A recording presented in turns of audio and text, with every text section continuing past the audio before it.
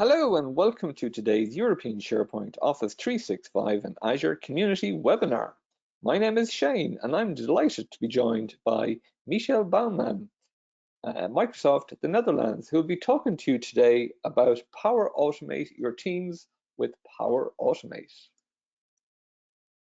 Remember to join in the conversation about today's webinar on Twitter. Our Twitter handle is @EuropeanSP and our hashtag is ESPC20. Don't forget to check out the Resource Center. This is updated daily with the latest blogs, ebooks, webinars, and how-to videos. Simply visit sharepointeurope.com and click the content link at the top. Welcome to Teams Week, where we have a variety of blogs, ebooks, and webinars, all free and all online. Check out sharepointeurope.com for full details. After the webinar, we will have a questions and answers session. Type any questions you have in the questions window. Questions will be selected and answered during and at the end of the presentation. This webinar will be recorded and added to the Resource Center, where you'll be notified by email when it is available. And now I'm going to pass you over to our webinar presenter, Michel Bouman. Hello, Michel.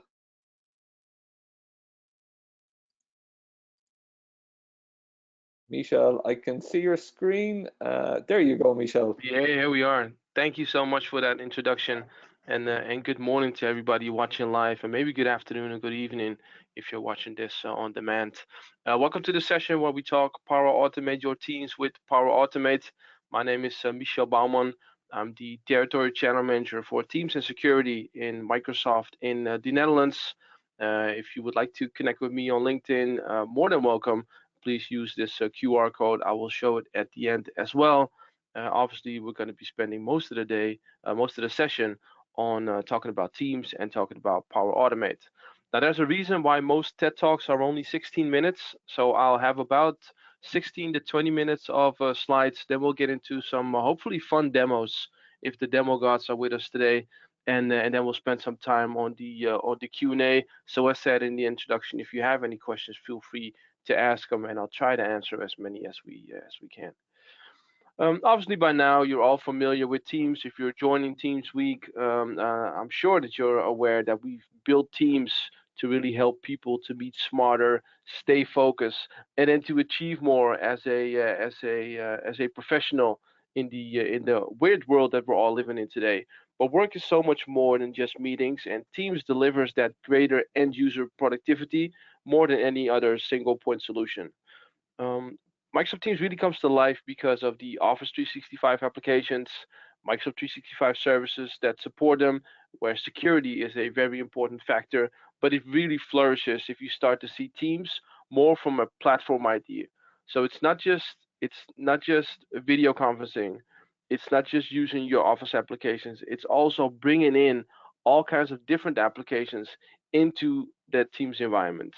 And the total economic impact studies of Forrester actually shows that if you use Teams in a more platform kind of way, it's possible to save anywhere between 4 and 8 hours as a information worker per week, and that's quite a high number.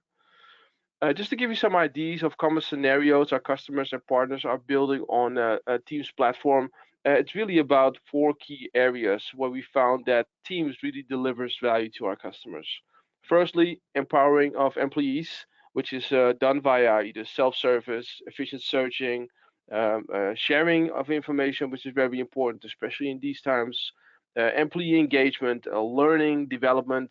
I think next we have engaging with customers, so this includes enabling timing feedback loops, providing customer support, measuring sales associate productivity. I'll give you a few examples of that in a second. And then I think in the context of optimizing operations, Teams really allows for effective execution of not only business processes, but also delivery management or even live tracking of products and services. And then finally, Teams really transform products along with your workforce. So ranging from product management to engineering workflows through managing service incidents and even design collaboration. Now, the way that you can do this is in basically three different ways. We have hundreds and hundreds of ready-to-use package apps already in the App Store. So if you go into Teams and you click the three dots, you get the app section, and this is where you can search for apps. And they're not just Microsoft apps. You'll also find apps of maybe even some of our direct competitors. So if you are a Salesforce user, you will find the Salesforce app directly in this app section.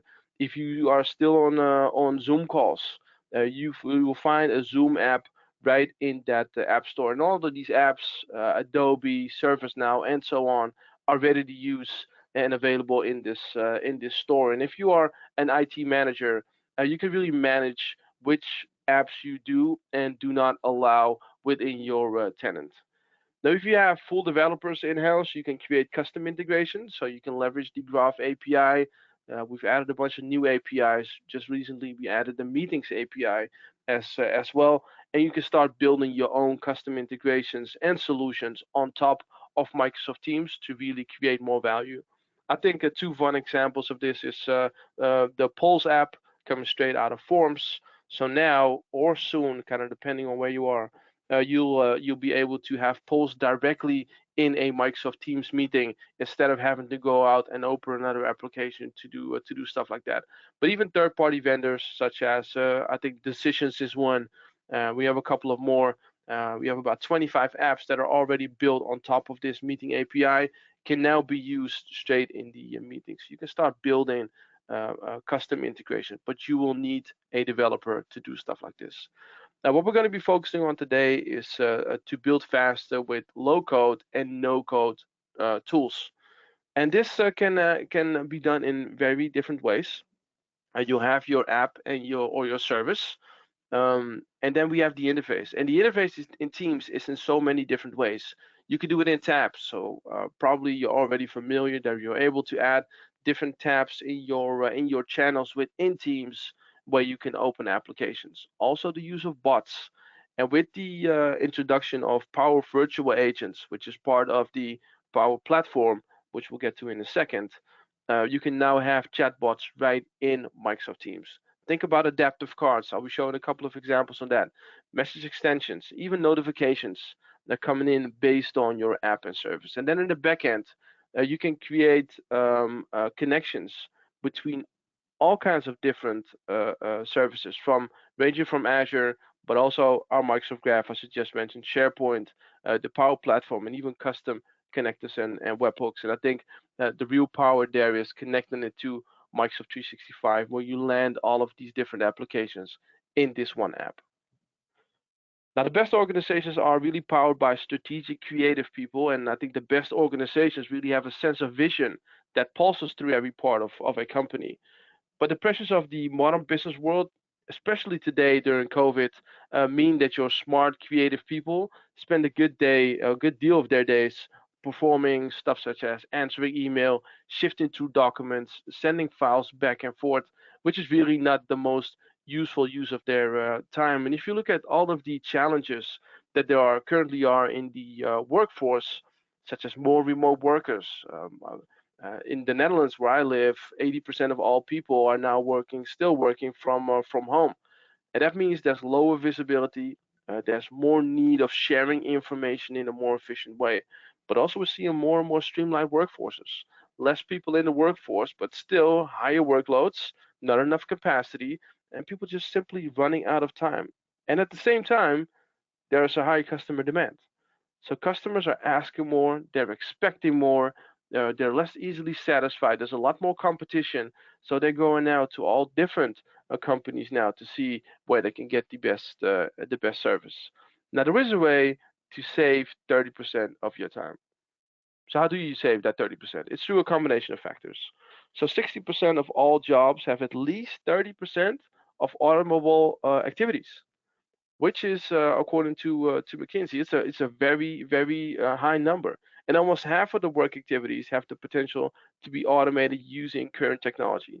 So if you are an Office 365 user, you don't have to buy any new projects because most of the stuff that's in Power Automate is already in there and is available for free.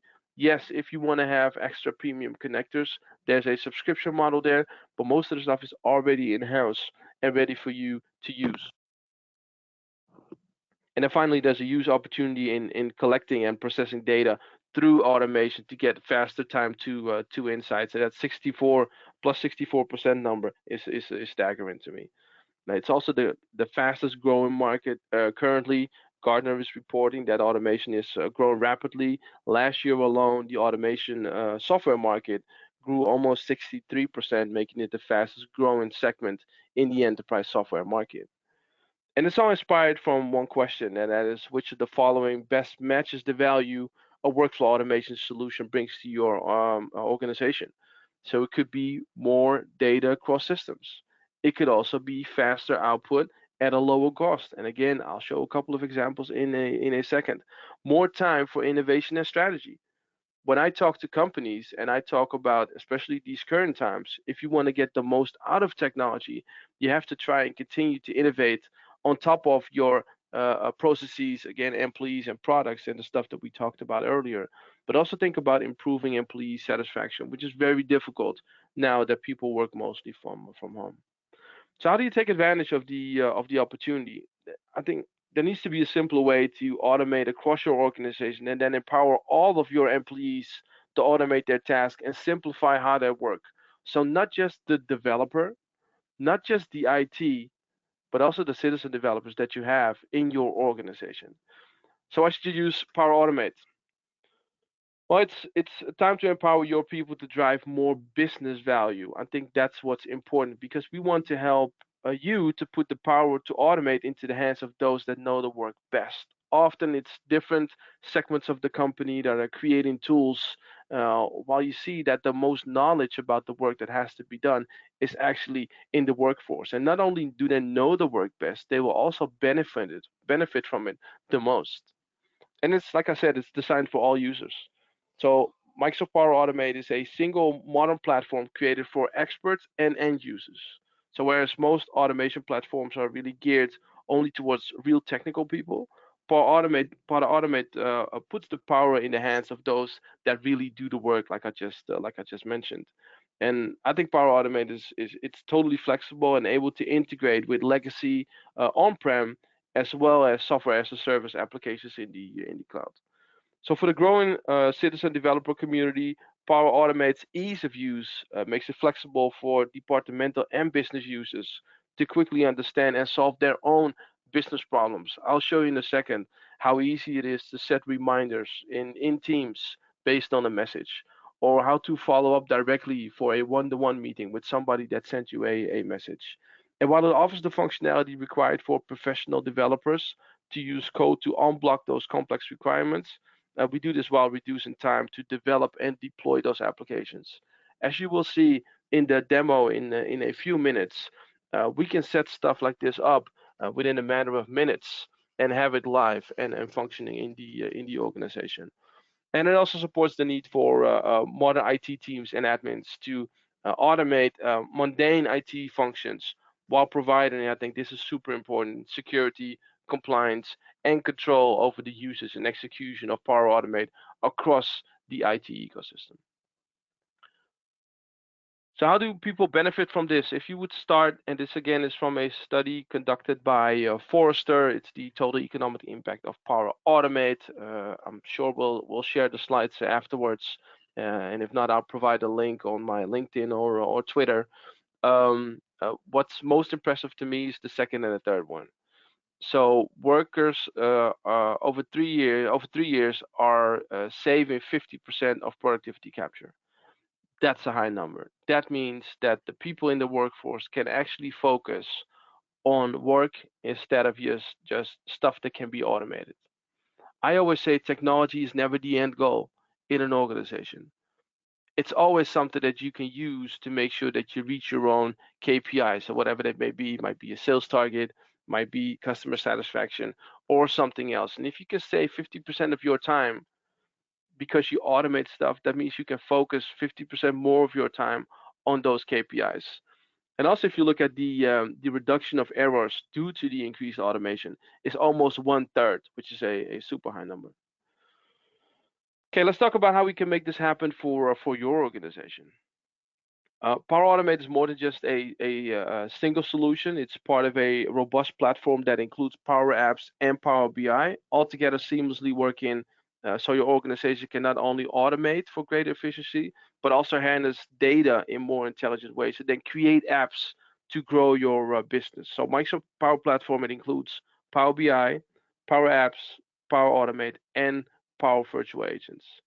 So Power Platform is more than the sum of its parts because you can connect it to one to all of the products together, but also to Office 365, Dynamics, Azure, and then hundreds of different apps, as I'll show you in a second, resulting in a real end-to-end business solution. And then together with Power Automate, anyone can create a no low-code custom application that can be shared and collect user data for with Power Apps. And then while Power Automate simplifies the creation of automated workflows, it also enables a business logic to simplify app building.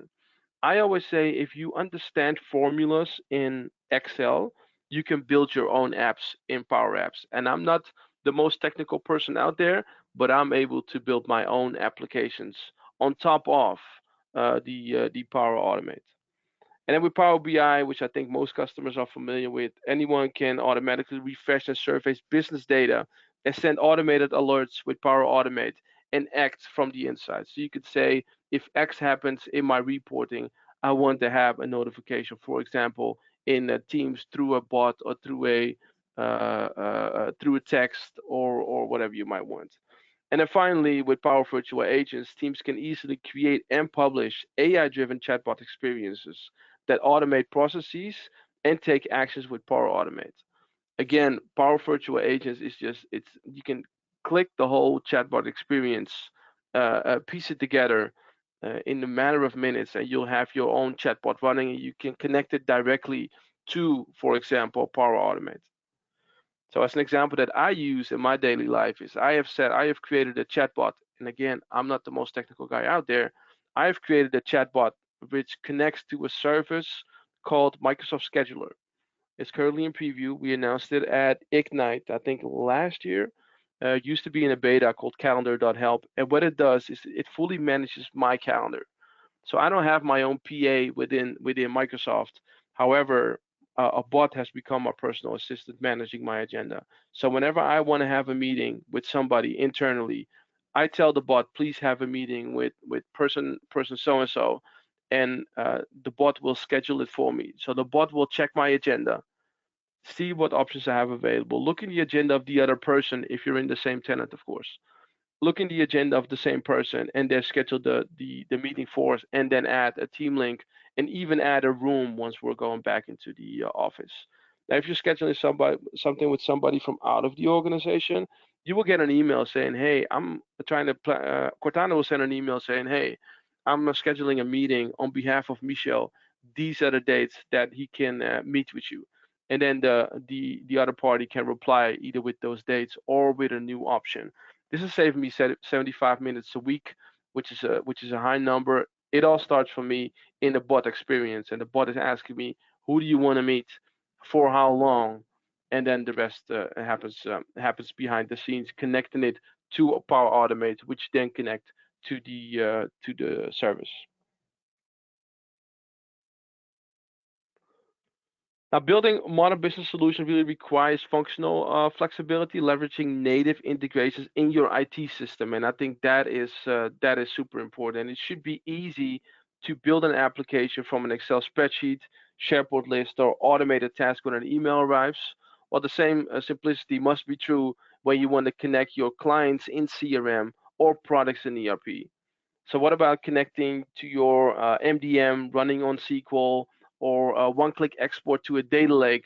These are all possibilities with the native integration that we have to Microsoft 365 and Dynamics 365 and Azure.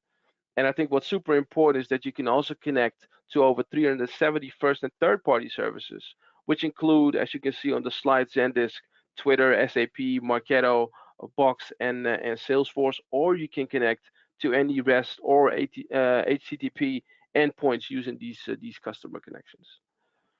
Now let's just use an example. Now let's say a client sends you a very important request for a proposal, and you want all the documents to be extracted from your inbox and stored in your collaborative cloud storage, whether that's OneDrive or Box or one of these other services. Then a new opportunity must be added to your CRM. Hopefully that's Dynamics 365, but it can also be Salesforce. You must bring all internal stakeholders into a Teams channel. Now, your task force can start building the response with the data flown from the catalog, your inventory, have your finance department approve the rebate when you've reached the step in the process. And then once you've won the deal, you kind of want your warehouse staff to prepare and ship the products and your accounts payable clerks to process all the invoices from the supplier providing the additional parts. I'm just using an example. Well, all these tasks can be automated with Power Automate to augment productivity and reduce errors while without writing a single line of code. And you can do this in all kinds of different forms as well. So after your data sources and processes are built, it becomes most trivial to create the user experience. And they can be rich mobile, desktop apps. You can embed the applications in tools that you might already use, such as Teams, or share processes with external users with portals. You can build mixed reality experiences with the Microsoft HoloLens. And you can do this, by the way, without requiring a video game developer. Most of this stuff is coming out of the box, and it's becoming really interesting when you connect it to Dynamics 365. And then we talked about bots before, so Power Virtual Agent bots are really the best when natural language interaction make the user experience way more efficient. And then it can crawl your documents and websites automatically, creating content and offer easy to use automation experiences for example, your subject matter experts. And then you can make better decisions from your data with Power BI. Well, I think we can go on forever, but I'm sure that you get the idea. And this again, before we head to the demo, is the slide that brings it all together. So maximizing ROI of your tools that are already adopted in your organization. So if you are a Microsoft 365 user, you can share Excel spreadsheets, data with any system with these connectors. So maybe send surveys that will in the demo that I'll be going to be doing in a second, I'll be showing you how we're using forms to create certain things and then bring those flows into Teams, connect with Azure, and so on. I think enough of the talking. Let's get into the demo. So here we are in Power Automate. You can reach this by going to flow.microsoft.com. This is the portal. Let's start with the templates because a lot of the stuff is coming straight out of the box already. So if we go to templates, you will see literally hundreds and hundreds of different templates that are there for you to use. And since we're talking Teams and Power Automate, let's filter on Teams, and you can see all the different stuff that you can do here. So you could say whenever there's a task created in Planner, I want to post it to Microsoft Teams. Let's open this one up just as an example, and I'll show you how easy it is. So I'm in a demo tenant. So for now, my name is Alex Wilbur. You can see that it will connect to Microsoft Teams and connect to Planner. You can simply click continue. And now the only thing you have to do is show the plan ID here. So let's find one. This is the Mark 8 plan, and they say in which team you want this to happen. We're going to use my workspace. I think there's only one channel in here. Boom, you click save, and now everything is set up. Let's look at a few other templates so I can show you how that works in real life. Teams.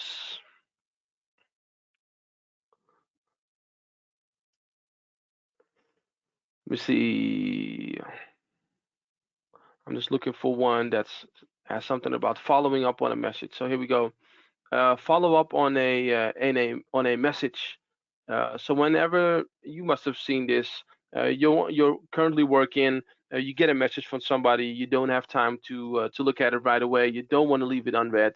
You want to be reminded. Well, this is something that you can do with this one. Let's go into my flows and show you how this works.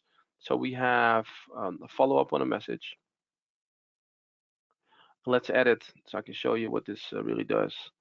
So what it's saying is for a selected message, so whenever you select a message in Teams, you'll post an adaptive card. This is the adaptive card that's in there. And again, this is already coming as a template, so you don't have to do anything extra here. You might want to change this stuff around, so you might want to change one the 20 or the 15 or whatever you want. Let's go close this one.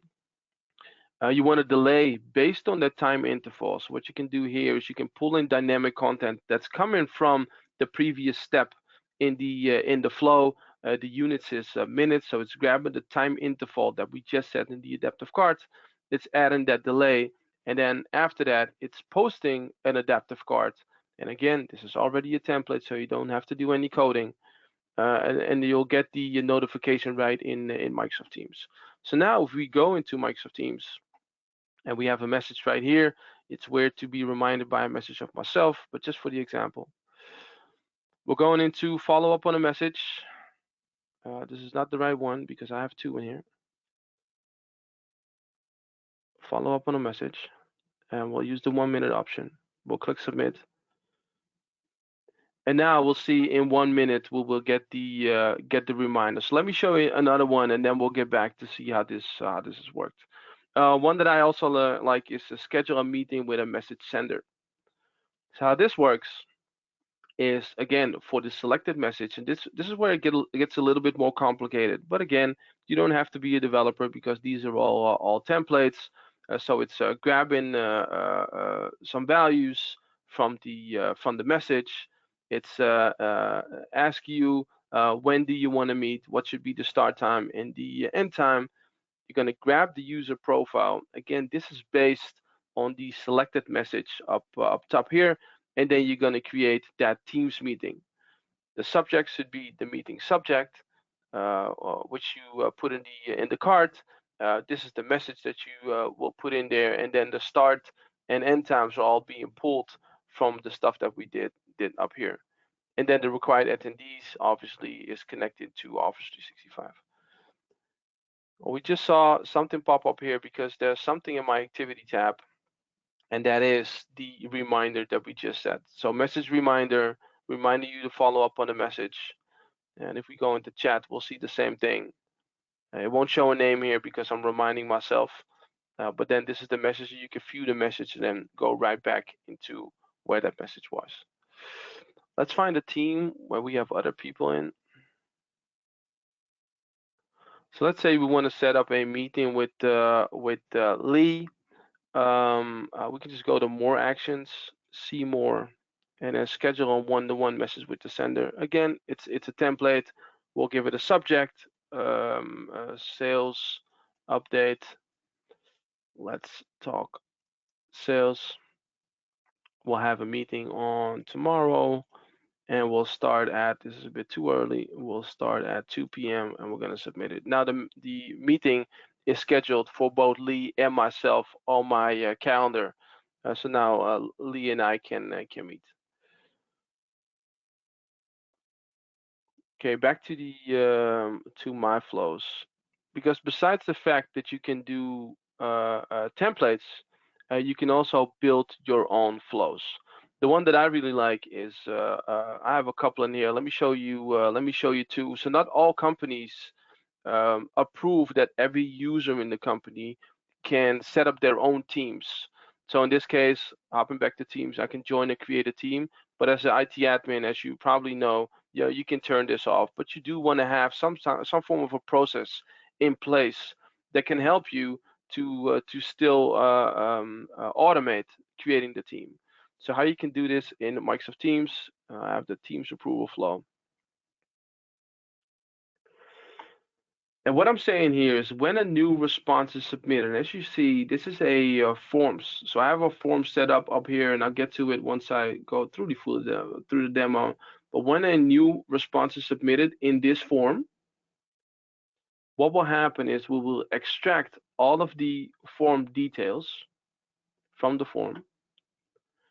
We will grab the email address, and the email address comes from the form. So if we would look at the form real quick, we have first name, last name, email address, the requested team's name, the team's description, and the reason for request. Once we connect forms to Power Automate, we will get all those options, right? So get user, I could also pull first name, last name. What I want to do is I want to use the email address because that's often the user ID or principal name, and this helps us to understand which user is requesting the new team.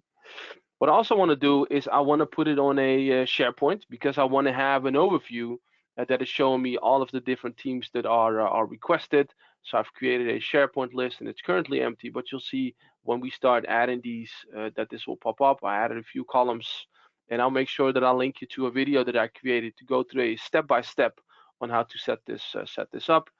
But I'm creating an item on SharePoint, and then what I do is I start an approval process. Again, these are all connectors in Teams. You can just click the little plus thingy here, add an action, and search, for example, approval, and you'll find all the different actions and triggers. So what we're doing here is we're going to start an approval. The first one to respond, so you can set up multiple admins. The first one to respond to the approval pushes the approval to the next stage. The title of this is the new Teams form.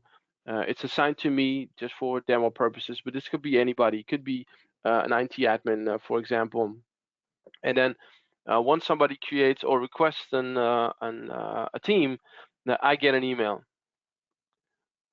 I get an email saying a new team site has been requested by one of your users, full name, etc., etc., etc. Item link, you link to the item. Again, all based on the form. I see there's a question coming in. Can the email address be taken from the current user instead of manually entering data that's already available? Yeah, that's a great question. You could, but I always want to have the least amount of errors. So let's say somebody is called a very important, a very common first and last name in the Netherlands, for example, is Frank Janssen. So you might have 4 or 5 different Frank Janssens in the organization. So then it wouldn't work. It could work the other way around, so that I only ask for the email address, and then based on that email address, I pull the user information either from the Azure ID, as I'm doing here, or or from the user ID, or straight from Office 365. So another way to do this is to add action and then connect it to Office 365 users, which also then eventually creates to the Azure ID. But I wanted to show how you can connect to Azure here. So yes, you could only use the email address. I would not do it based just on the name, because you might have multiple people with the same name in the company. So we're starting the approval, and I've showed this, and then afterwards, if we approve, we'll update the SharePoint site, we'll create the team, and we'll add a member. Again, if you click on the little plus thingy here and add an action and search, for example, for teams, you will find all these different actions that are already in here. Right? So we could even, if we want to take this one step further, is we could ask in the form, which channels would you like to have? And then we can also add the channels automatically. So we're going to create the team and then add a member to the team. And the member that we're going to be adding is the person that has requested the team's creation. And the reason why we want to do that is we want to have an owner in this team. So should the newly added user be an owner? Yes, it should, because you want every team to have an owner. Now let's see how this works. So we're going into the forms. We'll use, just to make it a bit more confusing, Alex Wilbur. I hope the email address is still here. It is. Request a team name, ESPC, team subscription, talk about teams week and keep track of actions. Reason for the request, because, boom. Okay, I'm gonna click submit, and we're gonna jump right back into Power Automate, because you will see, if we take one step back, you will see that we have a process running here, and you can see exactly what's happening. So it has pulled the response, as you can see by the little mark here. It has it got the response details. It got the user information. It got the created item, but there's something happening here where it's waiting for an approval. Now, before we head into the approval, let me go into the SharePoint, because as you can see, this is exactly what we wanted. So you can see all of the different requests. You can see that this approval is still pending. And we have Alex Wilbur with the email address, the Teams name, description, and so on. Now, if I hop into Teams, if I hop into email, I'm sorry, if I hop into email, you can also see, you could land this into Teams if you want to. I just use the example to do this in an email. So the admin, and I'm the admin in this case, gets an adaptive card saying, hey, you have an approval. They came up, there's a new team site requested. And again, this is the information that we put in the flow of Pod Automate. This is the name, this is the requested team name, the description, and so on. And I can approve or I can reject. Now let's submit it because we're going to approve it. Let's hop back into Power Automate, because in a second you will see that because this got approved, it will now start to look at the conditions. And in the conditions, it will say, okay, did it get approved? Yes or no? It did. It updated the item in SharePoint. I'll show that in a second. And it has also created a team. And now it has also added the member to the team. So let's see if this has worked. We're going back to the SharePoint, and as you can see, it's no longer pending approval. It is now approved. And if we go into Microsoft Teams, we will see a team right here that is called ESPC with the general channel. And I have, if I manage the team, I can see that I have one owner in here, and that is myself. Now, all of the stuff can be set up as easy as I just said it. Basically, it doesn't require a whole lot of knowledge. I spoke to a teacher yesterday who every semester has to do the same tasks before they start over the course of 4 weeks. He's pulling data from a SharePoint list and then putting that straight into Planner. So you could also connect your Planner straight into Teams, which might be something fun to show you real fast. These are another few examples of stuff that I've created. You could, for example, pull your tweets in here as well. So what I've said is every tweet that mentions Microsoft should be posted as a chat in this Teams channel. And here you could say, I'm not sure what this means. Hopefully it's something positive. Here you could say, okay, you know what? Let me go to more actions, and let me create a work item. This is in project, but I want to create a task from a message, and now I can create this task in Planner that I've just set up. Like I said, you could do a bunch of fun stuff with this. Going back into my flows, you might want to. We have the holidays coming around, and I know I have a few parents out there that are gonna miss the Christmas celebration, or maybe the school play that might not be able to take place because parents are not allowed in the schools. You could set up your own virtual experience and build a whole flow around onboarding of the parents and grandparents that want to visit these shows. So I've created a VIP onboarding process. Let me show you how I've done that. Is again based on a form. So let me go back to forms. Forms. There we go.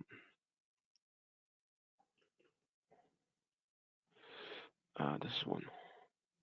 So here I'm asking first name, last name, email address, phone number, and question or comments. What I'll also do is, you might have seen, if you are a basketball fan, you might have seen what the NBA has done past season, is they've used Together Mode in Microsoft Teams to set up virtual fan events. So what we did with this is we asked somebody to sign up through a form, and we also had the terms and conditions in here to make sure that they get approved first before a user signs up for this stuff. And then again, once this is done, you can then through these flows add the request to Teams as a new user. So going back to the flow, what I did here is again, same as in the last one, I got the response details. I create the approval for the VIPs that are approving the requests. I'm posting an adaptive card. I'll wait for the approval, and once it's approved, I'll make sure that the user is created. So you can create users here as well. So I look at the tenant name, I create a random password, I initialize a random username, I then create the user in Azure, in AD. I add it to a group, so the group is the fan experience, and then I notify that user, and I notify the admins as well. So now if I would fill out this form,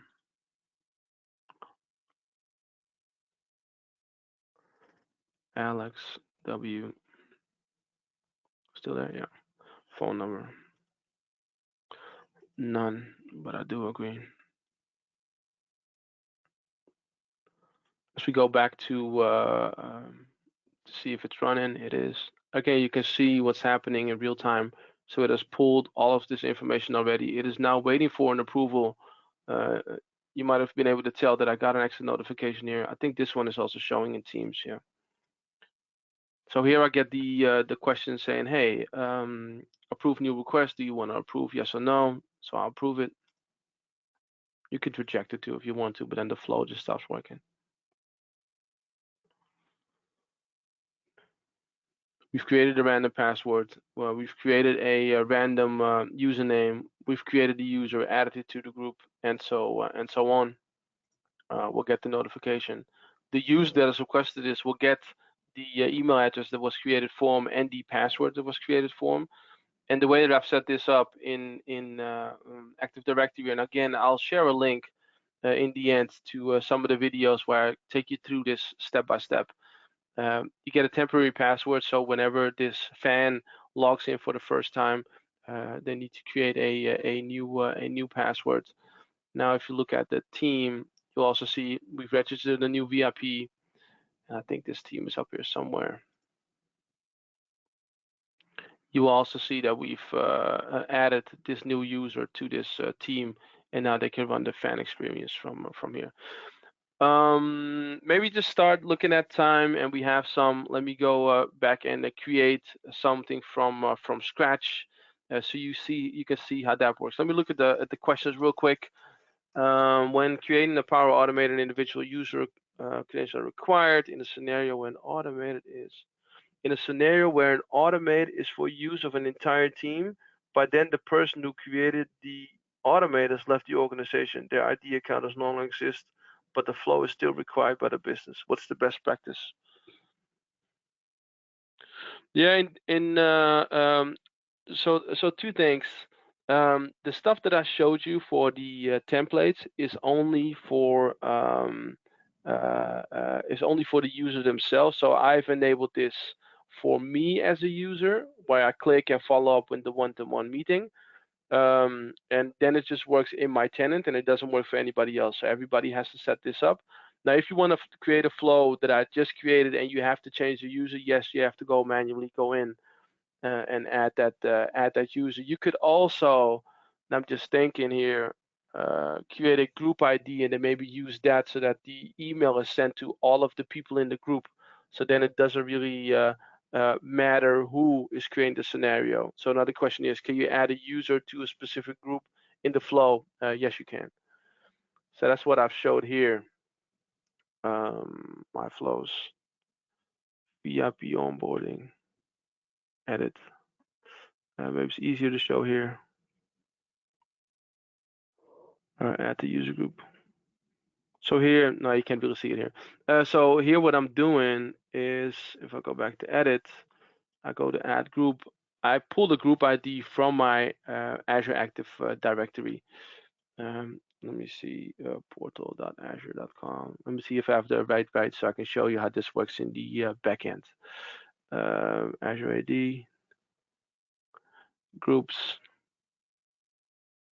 So somewhere in here is that fan experience with the user ID that I've copied. Is this the one? I'm not sure.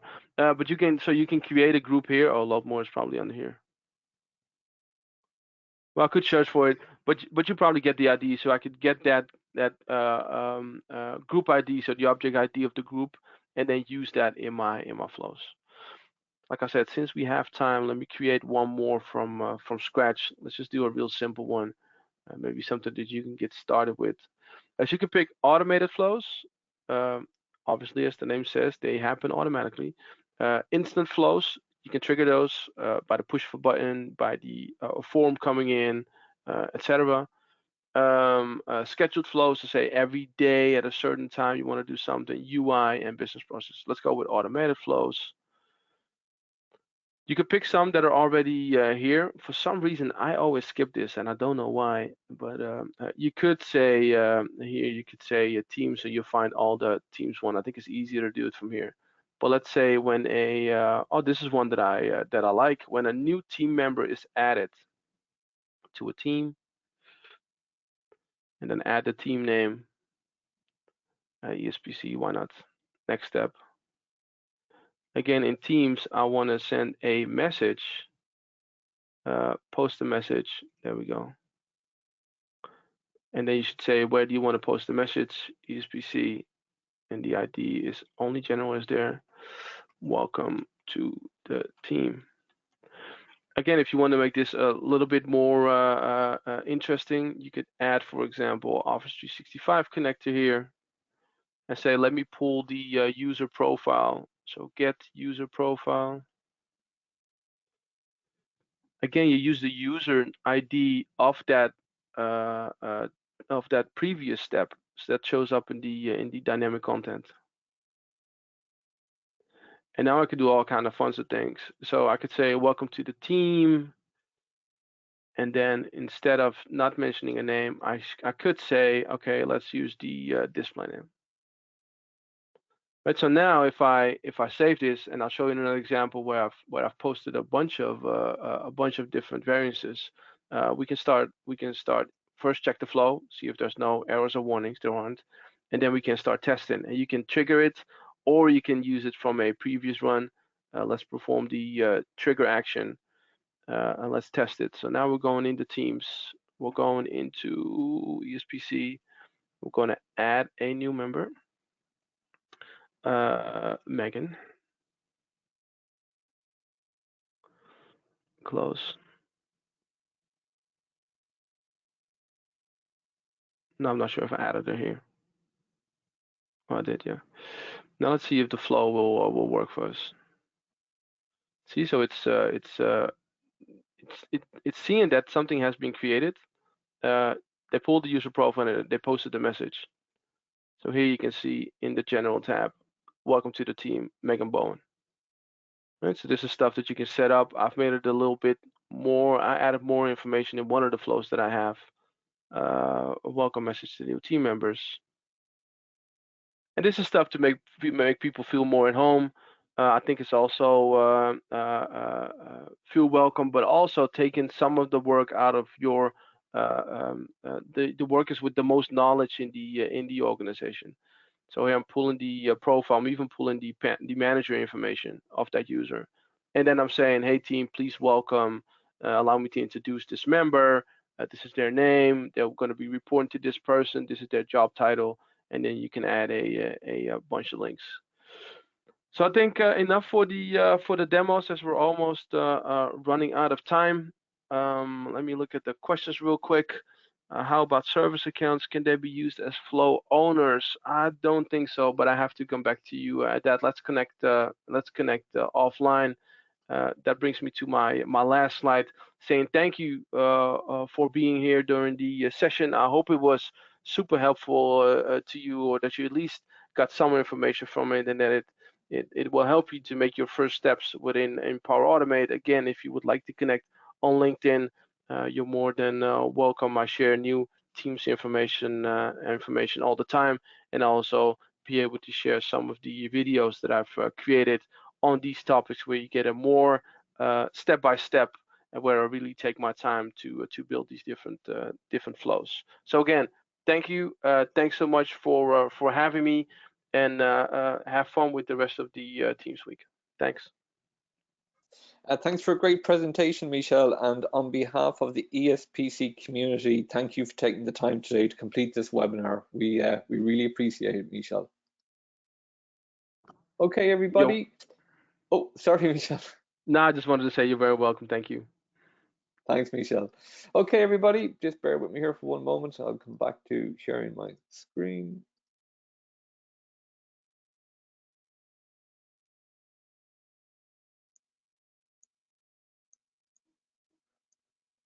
Okay, everybody, that's at the end of today's webinar. Thank you for joining us today, and a big thank you to Michel Bouman. Don't forget, this is Teams Week. Check out sharepointeurope.com for all further upcoming webinars. There's one later today and another two tomorrow. All webinars will be added to the Resource Center, and today's webinar is being recorded where you'll be notified by email when it is available. Thank you all for joining us today. Take care and goodbye.